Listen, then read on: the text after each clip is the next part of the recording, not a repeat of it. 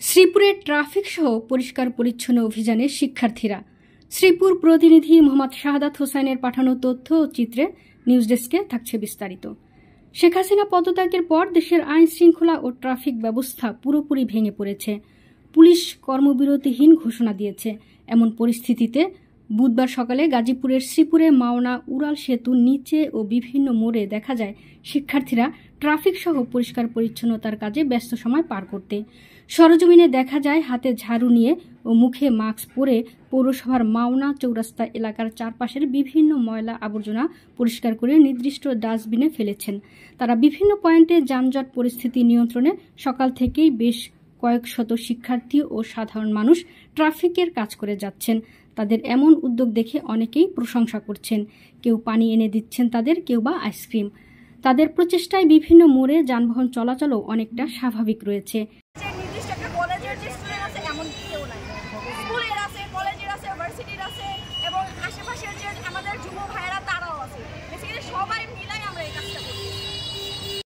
দেশের যে সার্বিক অবস্থা, এই অবস্থাতে আমাদের আইন শৃঙ্খলা বাহিনী সব বাহিনী পুরো দেশ অতিষ্ঠ।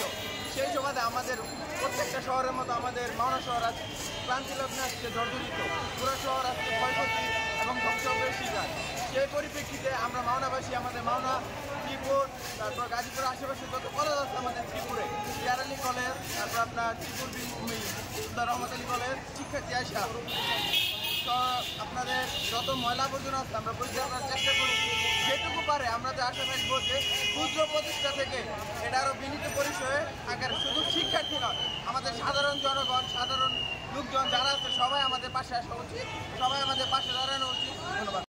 সেই হিসাবে আমরা চাচ্ছি সকল কিছু আমরা গুছাতে, যেমন হচ্ছে পরিষ্কার পরিচ্ছন্ন আমাদের দায়িত্ব, আমাদের শহর সারা বাংলাদেশের সকল ছাত্র যদি নিজেদের দায়িত্ব নিজেরা বহন করে নেয়, তাহলে আমার মনে হয় যে সকল কিছু সমাধান অটোমেটিক হয়ে যাবে।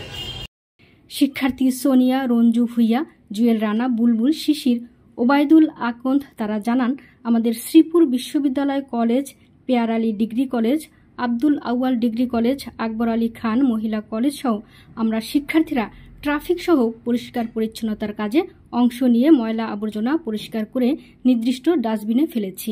আমরা একই ধরনের কার্যক্রমের মধ্য দিয়ে অন্যকে উৎসাহ প্রদান করে যেতেই আমাদের এই প্রয়াস।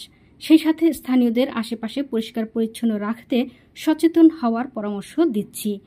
নিউজ ডেস্ক, সুমনা, ভোরের আকাশ।